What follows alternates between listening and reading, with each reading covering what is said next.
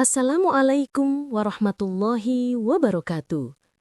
Sahabat pecinta Rasulullah Shallallahu Alaihi Wasallam, dalam perjalanan dakwah beliau yang penuh ujian dan kasih sayang, ada satu peristiwa penting yang menggambarkan betapa Islam dimulai dari dalam rumah, dari keluarga, sebelum menyebar ke seluruh dunia. Kisah ini terjadi saat turunnya surah Asy-Syu'ara ayat 214-216. Yang berisi perintah Allah kepada Rasul-Nya untuk menyeru keluarga terdekat agar beriman kepada Allah. Dakwah Nabi Shallallahu Alaihi Wasallam telah berlangsung secara sembunyi-sembunyi selama 3 tahun. Beberapa sahabat sudah masuk Islam, Abu Bakar, Ali bin Abi Thalib, Khadijah, dan lainnya. Namun kini datanglah wahyu yang membawa perintah besar. Allah Subhanahu wa Ta'ala berfirman dalam surah Asy-Syu'ara ayat 214, "Wa anzir 'ashiratakal aqrabin." Dan berilah peringatan kepada kerabat-kerabatmu yang terdekat. Quran surah Asy-Syu'ara ayat 214. Inilah perintah agar Rasulullah Shallallahu Alaihi Wasallam menyampaikan dakwah secara terbuka, dimulai dari keluarganya sendiri, Bani Hashim dan Bani Abdul Muthalib. Diriwayatkan dalam Khulasah Nurul Yakin dan juga Sirah Ibnu Hisham, Nabi Shallallahu Alaihi Wasallam mengumpulkan keluarganya di rumah pamannya Abu Thalib. Ada sekitar 40 orang hadir, di antaranya Abu Thalib, Hamzah, Abbas, Abu Lahab, dan anak-anak mereka. Rasulullah Shallallahu Alaihi Wasallam menyuguhkan hidangan sederhana dari sedikit roti dan daging kambing. Namun dengan keberkahan Allah, semua yang hadir makan hingga kenyang.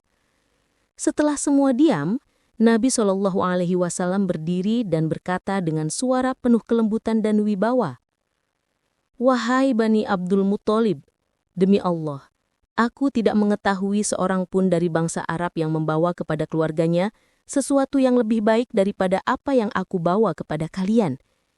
Aku datang membawa kebaikan dunia dan akhirat.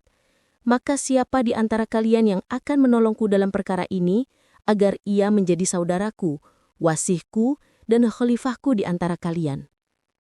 Suasana menjadi hening. Mereka saling memandang satu sama lain. Tak ada yang menjawab. Hingga tiba-tiba seorang pemuda belia berusia 13 tahun berdiri. Dialah Ali bin Abi Thalib R.A. Dengan suara lantang namun tulus, ia berkata, "Aku, wahai Rasulullah, aku akan menolongmu." Para paman dan sepupu Nabi tertawa kecil, sebagian mengejek. Namun Rasulullah Shallallahu Alaihi Wasallam tersenyum, lalu memegang bahu Ali sambil bersabda, "Sesungguhnya dia ini saudaraku, wasihku, dan khalifahku di tengah kalian. Maka dengarkanlah dia, dan taatilah dia." Sejak saat itu, Ali bin Abi Thalib menjadi penolong dakwah Islam pertama dari kalangan keluarga Nabi Shallallahu Alaihi Wasallam. Pamannya, Abu Thalib, walaupun belum memeluk Islam, tetap berkata dengan penuh cinta, "Pergilah wahai anak saudaraku, dan katakan apa yang engkau kehendaki. Demi Allah, aku takkan menyerahkanmu kepada siapapun selama aku masih hidup." Namun berbeda dengan Abu Lahab, ia justru menentang keras seruan Nabi dan mencemoohnya. Maka turunlah ayat lain beberapa waktu kemudian. "Tabbat yada Abi Lahabi wa tabb." Binasalah kedua tangan Abu Lahab dan sesungguhnya ia akan binasa. Quran surah Al-Lahab ayat 1.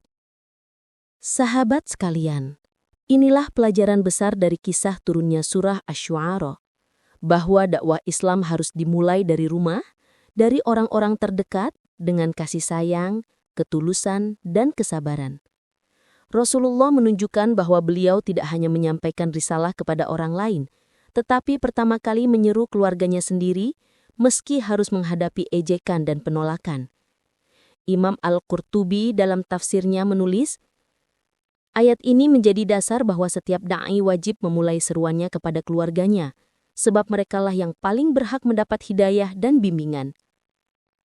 Sahabat pecinta Rasulullah Shallallahu Alaihi Wasallam, ketika Allah memerintahkan Nabi untuk menyeru keluarga terdekat, itu menjadi pesan bagi kita semua, bahwa dakwah bukan hanya di mimbar dan media, tapi juga di rumah, kepada orang tua, saudara, anak-anak kita dengan kelembutan dan akhlak Rasulullah Shallallahu Alaihi Wasallam, sebagaimana dijelaskan dalam Syama'il Muhammadiyah.